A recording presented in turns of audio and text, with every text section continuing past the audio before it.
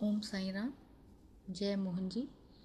मैं अनुराधा आज श्री साई सत्य चरित्र से अध्याय 22 का पठन करूंगी। पठन शुरू करने से पहले आइए मोहन जी का आह्वान करेंगे। ओम परब्रह्मणे विद्महे शिवतत्त्वाय धीमहि तन्नो मोहनः प्रचोदयात्। ओम परब्रह्मणे विद्महे शिवतत्त्वाय धीमहि तन्नो मोहनः प्रचोदयात्। ओम परब्रह्मणे विद्महे शिवतत्त्वाय धीमहि तन्नो मोहनः प्रचोदयात्। इस अध्याय में सर्प विष से रक्षा श्री बाला साहेब मीरकर, श्री बाबा साहेब ब्रूटी, श्री अमीर शक्कर, श्री हिमाड़ पंत और बाबा के विचार का वर्णन होगा। बाबा की सर्प मारने पर सलाह। श्री साईं बाबा का ध्यान कैसे किया जाए। उस सर्वशक्तिमान की प्रकृति अगाध है जिसका वर्णन करने में वेद और ससमुखी शेषनाग भी अपने को असमर्थ पाते हैं। भक्तों की रुचि स्वरूप वर्णन से नहीं, उनकी तो दृढ़ धारणा है कि आनंद की प्राप्ति केवल उनके श्री चरणों से ही संभव है। उनके चरण कमलों के ध्यान के अतिरिक्त उन्हें अपने जीवन के सर्वोच्च लक्ष्य की प्राप्ति का अन्य मार्ग विदित ही नहीं। हेमाड़ पंत भक्ति और ध्यान का जो एक अति सरल मार्ग सुझाते हैं वह है कृष्ण पक्ष के आरंभ होने पर चंद्रकलाएं दिन प्रतिदिन घटती जाती हैं तथा उनका प्रकाश भी क्रमश क्षीण होता जाता है और अंत में अमावस्या के दिन चंद्रमा के पूर्ण विलीन रहने पर चारों ओर निशा का भयंकर अंधकार छा जाता है। परंतु जब शुक्ल पक्ष का प्रारंभ होता है तो लोग चंद्र दर्शन के लिए अति उत्सुक हो जाते हैं। इसके बाद द्वितीया को जब चंद्र अधिक स्पष्ट नहीं होता तब लोगों को वृक्ष की दो शाखाओं के बीच से चंद्र दर्शन के लिए कहा जाता है और जब इन शाखाओं के बीच उत्सुकता और ध्यान पूर्वक देखने का प्रयत्न किया जाता है तो दूर क्षितिज पर छोटी सी चंद्र रेखा के दृष्टिगोचर होते ही मन अति प्रफुल्लित हो जाता है। इसी सिद्धांत का अनुमोदन करते हुए हमें बाबा के श्री दर्शन का भी प्रयत्न करना चाहिए। बाबा के चित्र की ओर देखो, आह कितना सुंदर है। वे पैर मोड़कर बैठे हैं और दाहिना पैर बाएं घुटने पर रखा है। बाएं हाथ की उंगलियां दाहिने चरण पर फैली हुई हैं। दाहिने पैर के अंगूठे पर तर्जनी और मध्यमा उंगलियां फैली हुई हैं। इस आकृति से बाबा समझा रहे हैं कि यदि तुम्हें मेरे आध्यात्मिक दर्शन करने की इच्छा हो तो अभिमान शून्य और विनम्र होकर उक्त दो उंगलियों के बीच वे मेरे चरण के अंगूठे का ध्यान करो, तब कहीं तुम उस सत्य स्वरूप का दर्शन करने में सफल हो सकोगे। भक्ति प्राप्त करने का यह सबसे सुगम पंथ है। अब एक क्षण श्री साईं बाबा की जीवनी का अवलोकन करें। साईं बाबा के वास से ही शिरडी तीर्थ स्थल बन गया है। चारों ओरों से लोगों की भीड़ वहां प्रतिदिन बढ़ने लगी तथा धनी और निर्धन सभी को किसी न किसी रूप में लाभ पहुंच रहा है। बाबा के असीम प्रेम, उनके अद्भुत ज्ञान भंडार और सर्वव्यापकता का वर्णन करने की सामर्थ्य किसे है? धनी तो वही है जिसे कुछ अनुभव हो चुका है।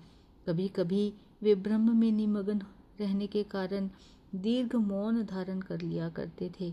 कभी दृष्टांत देते तो कभी हास्य विनोद किया करते थे। कभी सरल चित्त रहते तो कभी क्रुद्ध भी हो जाया करते थे। भक्तों को उनके मुखमंडल के अवलोकन, वार्तालाप करने और लीलाएं सुनने की इच्छा सदा अतृप्त ही बनी रहती। फिर भी हम फूले ना समाते थे। जल वृष्टि के कणों की गणना की जा सकती है। वायु को भी चर्म की थैली में संचित किया जा सकता है, परंतु बाबा की लीलाओं का कोई भी अंत ना पा सकता। अब उन लीलाओं में से एक लीला का यहाँ दर्शन करें।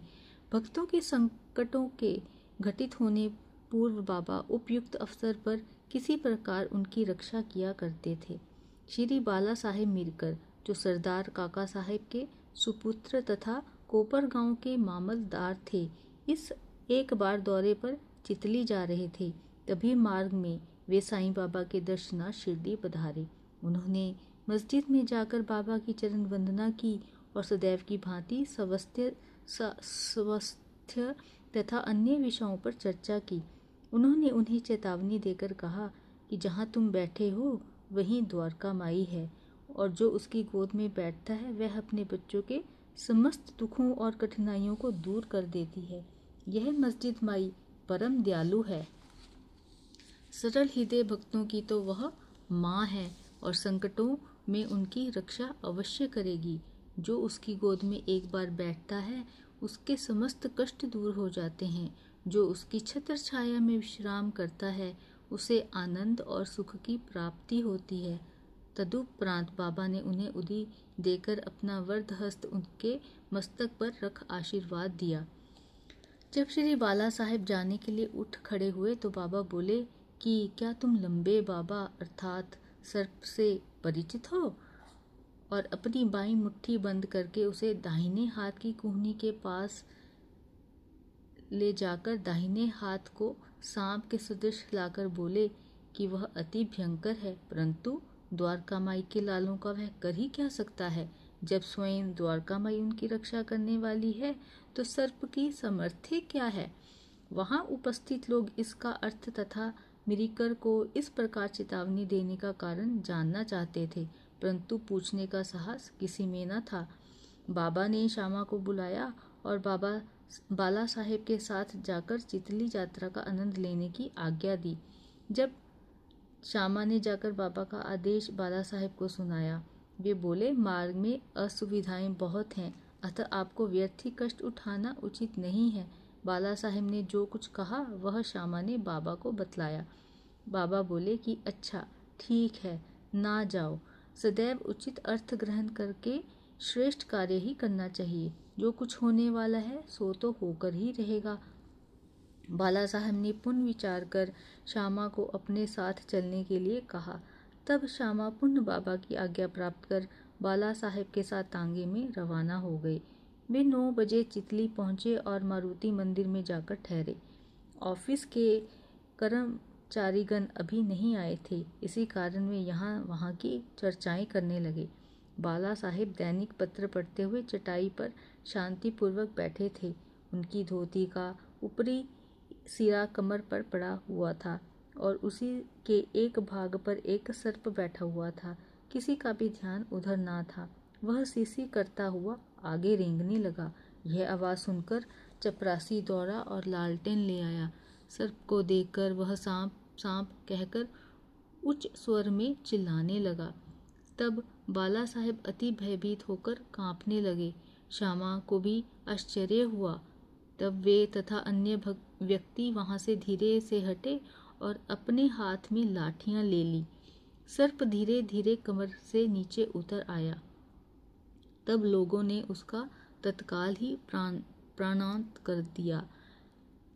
जिस संकट की बाबा ने भविष्यवाणी की थी वह टल गया और साईं चरणों में बाला साहेब का प्रेम दृढ़ हो गया। बापू साहेब बूटी। एक दिन महान ज्योतिषी श्री नाना साहेब डेंगले ने बापू साहेब बूटी से कहा, आज का दिन तुम्हारे लिए अत्यंत अशुभ है और तुम्हारे जीवन को संकटप्रद है। यह सुनकर बापू साहेब बड़े अधीर हो उठे। जब सदैव की भांति वे बाबा के दर्शन करने गए तो वे बोले कि ये नाना क्या कहते हैं, ये तुम्हारी मृत्यु की भविष्यवाणी कर रहे हैं, परंतु तुम्हें भयभीत होने की किंचित मात्र भी आवश्यकता नहीं है। इनसे दृढ़तापूर्वक कह दो कि अच्छा देखें काल मेरा किस तरह अपहरण करता है। जब संध्या समय बापू अपने शौच गृह में गए तो वहां उन्हें एक सर्प दिखाई दिया। उनके नौकर ने भी सर्प को देख लिया और उसे मारने को एक पत्थर उठाया। बापू साहेब ने एक लंबी लकड़ी मंगवाई, परंतु लकड़ी आने से पूर्व ही वह सांप दूरी पर रेंगता हुआ दिखाई दिया और तुरंत ही दृष्टि से ओझल हो गया। बापू साहिब को बाबा के अभयपूर्ण वचनों का स्मरण हुआ और बड़ा ही संतोष हुआ। अमीर शक्कर कोहाले गांव का निवासी था। वो कोपर गांव तालुका में है। वह जाति का कसाई था और बांद्रा में दलाली का धंधा किया करता था। वह प्रसिद्ध व्यक्तियों में से एक था। एक बार वह गठिया के रोग से अधिक कष्ट पा रहा था। जब उसे खुदा की स्मृति आई तब काम धंधा छोड़कर वह शिरडी आया और बाबा से रोग निवृत्ति की प्रार्थना करने लगा। तब बाबा ने उसे चावड़ी में रहने की आज्ञा दे दी। चावड़ी उस समय एक अस्वास्थ्यकारक स्थान होने के कारण इस प्रकार के रोगियों के लिए सर्वथा अयोग्य थी। गांव का अन्य कोई भी स्थान उसके लिए बेहतर होता, परंतु बाबा के शब्द तो निंदात्मक तथा मुख्य औषधि स्वरूप थे। बाबा ने उसे मस्जिद में ना आने दिया और चावड़ी में ही रहने की आज्ञा दी। वहां उसे बहुत लाभ हुआ। बाबा प्रातः और सायंकाल चावड़ी से निकलते थे तथा एक दिन के अंतर से जुलूस के साथ वहां आते और वहीं विश्राम किया करते थे। इसीलिए अमीर को बाबा का सानिध्य सरलता पूर्वक प्राप्त हो जाया करता था। अमीर वहां पूरे 9 मास रहा। जब किसी अन्य कारणवश उसका मन उस स्थान से ऊब गया तब रात्रि में वह चोरी से उस स्थान को छोड़कर कोपर गांव की धर्मशाला में जा ठहरा। वहां पहुंचकर उसने वहां एक फकीर को मरते हुए देखा जो पानी मांग रहा था। अमीर ने उसे पानी दिया, जिसे पीते ही उसका देहांत हो गया। अब अमीर किंकर्तव्य विमूढ़ हो गया। उसे विचार आया कि अधिकारियों को इसकी सूचना दे दूं तो मैं ही मृत्यु के लिए उत्तरदायी ठहराया जाऊंगा और प्रथम सूचना पहुंचाने के नाते मुझे अवश्य इस विषय की अधिक जानकारी होगी और सबसे प्रथम मैं ही पकड़ा जाऊंगा। जब बिना आज्ञा शिरडी छोड़ने की उतावली पर उसे बड़ा पश्चाताप हुआ। उसने बाबा से मन ही मन प्रार्थना की और शिरडी लौटने का निश्चय कर उसी रात्रि बाबा का नाम लेते हुए पो फटने से पूर्व ही शिरडी वापस पहुंचकर चिंता मुक्त हो गया। फिर वह चावड़ी में बाबा की इच्छा और आज्ञानुसार ही रहने लगा और शीघ्र ही रोग मुक्त हो गया। एक समय ऐसा हुआ कि अर्धरात्रि को बाबा ने जोर से पुकारा कि ओ अब्दुल, कोई दुष्ट प्राणी मेरे बिस्तर पर चढ़ रहा है। अब्दुल ने लालटन लेकर बाबा का बिस्तर देखा, परंतु वहां कुछ भी ना दिखा। बाबा ने ध्यान पूर्वक सारे स्थान का निरीक्षण करने को कहा और वे अपना सटका भी जमीन पर पटकने लगे। बाबा की यह लीला देखकर अमीर ने सोचा कि हो सकता है कि बाबा को किसी सांप के आने की शंका हुई हो। दीर्घ काल तक बाबा की संगति में रहने के कारण अमीर को उनके शब्दों और कार्यों का अर्थ समझ में आ गया था। उन्होंने अपने बिस्तर के पास कुछ रेंगता हुआ देखा। तब उन्होंने अब्दुल से बत्ती मंगवाई और एक सांप को कुंडली मारे हुए वहां बैठे देखा और अपना फन हिला रहा था। फिर वह सांप तुरंत ही मार डाला गया। इसी प्रकार बाबा ने सामयिक सूचना देकर अमीर के प्राणों की रक्षा की। हेमाड़ पंथ, बिच्छू और सांप। पहला भाग। बाबा की आज्ञानुसार काका साहेब दीक्षित श्री एकनाथ महाराज के 2 ग्रंथों भागवत और भावार्थ रामायण का नित्य पारायण किया करते थे। एक समय जब रामायण का पाठ हो रहा था तब श्री हेमाड़ पंथ ने भी श्रोताओं में सम्मिलित थे। अपनी माँ के आदेशानुसार किस प्रकार हनुमान ने श्री राम की महानता की परीक्षा ली, यह प्रसंग चल रहा था। सब श्रोता जन मंत्र मुग्ध हो रहे थे तथा हेमाड़ पंथ की भी वही स्थिति थी। पता नहीं कहाँ से एक बड़ा बिच्छू उनके ऊपर आ गिरा और उनके दाहिने कंधे पर बैठ गया, जिसका उन्हें कोई भान तक न हुआ। ईश्वर को श्रोताओं की रक्षा स्वयं करनी पड़ती है। अचानक ही उनकी दृष्टि कंधे पर पड़ गई।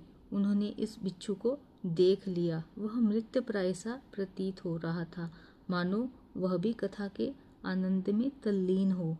हरि इच्छा जानकर उन्होंने श्रोताओं में बिना विघ्न डाले उसे अपने धोती के दोनों सिरे मिलाकर उसमें लपेट लिया और दूर ले जाकर बगीचे में छोड़ दिया। एक अन्य अवसर पर संध्या समय काका साहेब वाड़े के ऊपरी खंड में बैठे हुए थे। तभी एक सांप खिड़की की चौखट के एक छिद्र में से भीतर घुस आया और कुंडली मारकर बैठ गया। बत्ती लाने पर पहले तो वह थोड़ा चमका, फिर वहीं चुपचाप बैठा रहा और अपना फन हिलाने लगा। बहुत से लोग छड़ी और डंडा लेकर वहां दौड़े, परंतु वह एक ऐसे सुरक्षित स्थान पर बैठा था जहां उस किसी के प्रहार का कोई भी असर ना पड़ता था। लोगों का शोर सुनकर शीघ्र ही उसी छिद्र में से अदृश्य हो गया। तब कहीं सब लोगों की जान में जान आई। बाबा के विचार। एक भक्त मुक्ताराम कहने लगा कि चलो, अच्छा ही हुआ जो एक जीव बेचारा बच गया। श्री हेमाड़ पंत ने उसकी अवहेलना कर कहा कि सांप को मारना ही उचित है। इस प्रकार इस विषय पर वाद विवाद होने लगा। एक का मत था कि सांप तथा उसके सदृश जंतुओं को मार डालना ही उचित है, किंतु दूसरे का इसके विपरीत मत था। रात्रि अधिक हो जाने के कारण किसी निष्कर्ष पर पहुंचे बिना ही उन्हें विवाद स्थगित करना पड़ा। दूसरे दिन यह प्रश्न बाबा के समक्ष लाया गया। तब बाबा निर्णयात्मक वचन बोले कि सब जीवों में और समस्त प्राणियों में ईश्वर का निवास है, चाहे वह सांप हो या बिच्छू। वे ही इस विश्व के नियंत्रणकर्ता हैं और सब प्राणी सांप, बिच्छू इत्यादि उनकी आज्ञा का ही पालन करते हैं। उनकी इच्छा के बिना कोई भी दूसरों को हानि नहीं पहुंचा सकता। समस्त विश्व उनके अधीन है तथा स्वतंत्र कोई भी नहीं है। इसलिए हमें सब प्राणियों से दया और स्नेह रखना चाहिए। वैमनस्य या संहार करना छोड़कर शांत चित्त से जीवन व्यतीत करना चाहिए। ईश्वर सबका ही रक्षक है। श्री गुरु साईनाथ अर्पणमस्तु। शुभम भवतु।